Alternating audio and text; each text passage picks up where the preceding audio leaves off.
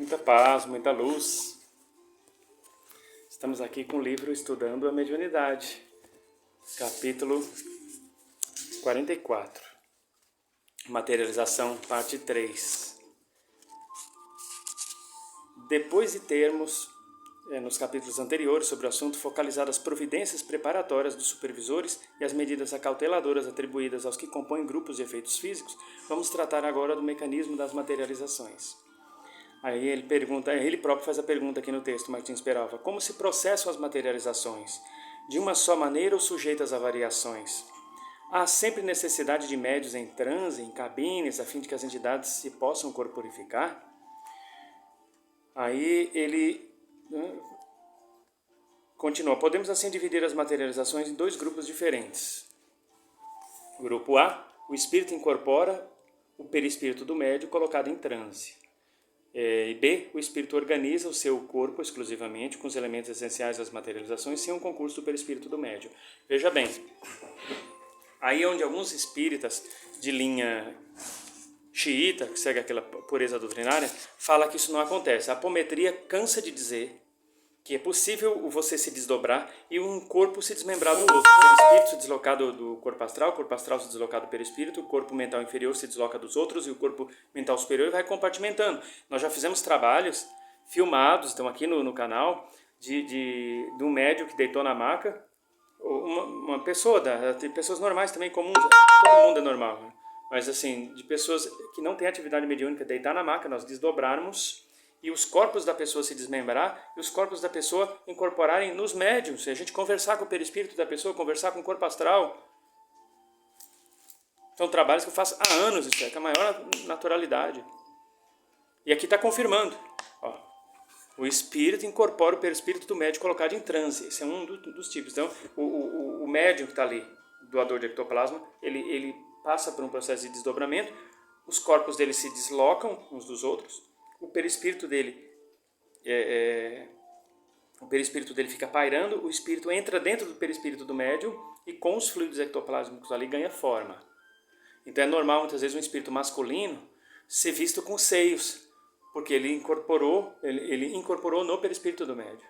Aí fala, é a médium, né, que está ali disfarçada de médico materno. Não. Tem trabalho muito sério, com pessoas com autoridades extremamente sérias, constatando que não houve fraude. Realmente, a médium continuava numa cabine trancada e o espírito masculino, com o corpo aparentemente feminino, conversando com as pessoas materializadas, porque ele incorporou o perispírito da médium. E há casos em que o espírito, na parte B aqui, organiza o seu corpo exclusivamente com os elementos essenciais. Com o próprio corpo dele, ele pega os elementos ectoplásmicos e se veste daqueles elementos ectoplásmicos, se reveste daquilo também, e o espírito ganha forma. Como o espírito da Kate King, que William Crookes analisou. Então aqui, nas materializações do grupo A, em que o espírito incorpora o perispírito do médium, o corpo físico do médium descansa sob as vistas de terceiros que atestam a presença corpórea na cabine. O perispírito desprendendo-se é utilizado pelo espírito que então corporificado aparece na sala. Essas materializações são também indiscutíveis por motivos muito simples. Enquanto o médium, assistido por terceiros, permanece na cabine, o espírito materializado passeia, conversa, distribui gentilezas e faz curativos nas pessoas. Já tivemos oportunidade de presenciar fenômenos dessa ordem, diz o próprio Martins Peralva. Eu também já presenciei. E, por necessidade de classificação, daremos essas materializações a denominação de normais, comuns ou vulgares.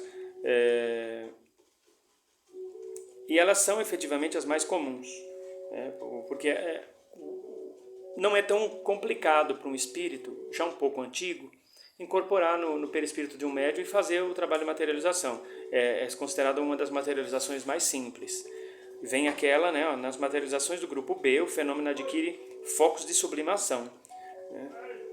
Essas materializações, que denominamos sublimadas, podem dispensar o concurso ostensivo do médium, verificando-se nos lares, nas ruas, nos campos e nas igrejas, que são aquelas materializações que muitas vezes o espírito se materializa independente de ter um médium doando ectoplasma para ele ou não. Ele, de certa forma, ele sabe lidar com as energias, ele tem talvez um suporte de espíritos que tenham, entre aspas, um banco de ectoplasma em condições eletromagnéticas que o fazem se materializar. É muito normal você ver isso em ambientes considerados sagrados, também cemitérios, onde você vê o espírito se materializando, vários espíritos, e conversando com pessoas, inclusive pessoas que não têm atividade mediúnica nenhuma e nunca foram, entre aspas, videntes, e vê a pessoa, depois a pessoa desapareceu ali. São espíritos que têm uma experiência muito grande. Tanto espíritos, entre aspas, do bem, como do mal, conseguem fazer isso. Aí você pergunta, mas como os do mal conseguem fazer isso? Gente, são energias. As escolhas que a pessoa fez, se foram boas ou más, não dizem respeito às capacidades técnicas dela. As pessoas têm muito o hábito de subestimar os espíritos das trevas como se eles fossem inferiores tecnicamente, intelectualmente. Não são, não. Não são, não. O mal também sabe fazer as mesmas coisas que o bem. Vamos lá. O espírito próprio por si mesmo, e com o concurso de supervisores espirituais, entidades especializadas, leva a efeito a sublime composição dos 3 referidos elementos, mencionados no capítulo anterior. Nos Estados Unidos, presentemente se realizam, sob as vistas maravilhadas de dezenas e centenas de pessoas, materializações dessa natureza sem concurso ostensivo de médios, em outras palavras, sem necessidade de médium em transe. No deslumbrante cenário da natureza, em pleno campo, os mortos se tornam visíveis. Corporificam-se inteiramente, apresentam a mesma forma da encarnação anterior e confabulam amistosamente com os presentes, deixando-lhes, ao se despedirem, mensagens de esperança na eterna vida, tais como retratos e frases consoladoras. Um novo Pentecostes, mais sublime e impressionante, se verifica na atualidade. Bom, aqui ele cita, em Jerusalém, a multidão observa extasiada como se viesse do céu um som, como um vento impetuoso, encher toda a casa onde estavam os discípulos, os quais, ante a surpresa de inúmeros forasteiros, ficaram cheios do Espírito Santo e passaram a falar em outras línguas. Nos dias presentes, com reais possibilidades de intensificação no futuro, temos o maravilhoso Pentecostes na presença corpórea dos amigos que nos precederam na longa viagem, numa afirmação inconteste de que, efetivamente, não podíamos suportar há 20 séculos as maravilhas que o Divino Amigo tinha para nos dizer e mostrar. Não podia, isso. Aqui ele faz uma comparação, porque com Pentecostes, que foi uma coisa assim revolucionária do ponto de vista mediúnico para a época, e segundo Martins Peralva, as materializações também são uma espécie de Pentecostes da nova era. É a opinião dele, vamos respeitar. O que eu quero dizer é o seguinte: na verdade, esses fenômenos sempre ocorreram. Se você pegar aí historicamente, os sumérios trabalhavam com materialização constantemente, os babilônios trabalhavam com materialização constantemente. Aqui nas Américas, todo esse pessoal, os toltecas, olmecas, tasclautecas, tem casos assim extraordinários de materialização, de transfiguração, de contato com extraterrestre também. Então, assim, nada disso é novo. Nada disso é novo. São velhas novidades contadas de outra maneira. Então, o que queremos dizer com esse estudo? Queremos dizer que os fenômenos estão aí, não podem ser negados. Alguns a ciência não consegue ratificar nem corroborar por falta de entendimento científico sobre aquele assunto. Pegue um cientista, PhD, doutor, em ciência, em física convencional, que trabalha com átomos, e peça para ele explicar de modo catedrático o mundo dos subátomos. Ele pode explicar mais ou menos, mas ele não vai explicar, lhes faltará entendimento a ponto dele chamar as coisas, os fenômenos de descabidos. E nós não podemos condenar esse cientista, porque dentro da competência dele, ele está sendo fiel àquilo que ele acredita, àquilo que ele estudou. O mundo atômico. Então, as coisas do plano espiritual, elas, além de subatômicas, elas são transatômicas. Transatômicas. Tá? Elas caem num plano atômico que vai para além do subatômico. Então, não tem como um físico convencional que trata de átomos, se ele já, muitas vezes, se limita ao campo subatômico, que dirá o transatômico. Não vai. Não vai. Então pare de ficar procurando cientificar as coisas. Não vai conseguir. Não vai. Não tem como. São áreas totalmente diferentes. O espiritual barra consciencial, porque uma coisa anda com a outra, não tem como ser corroborado pela ciência convencional. E a ciência convencional não tem como ser corroborada pela ciência espiritual e consciencial.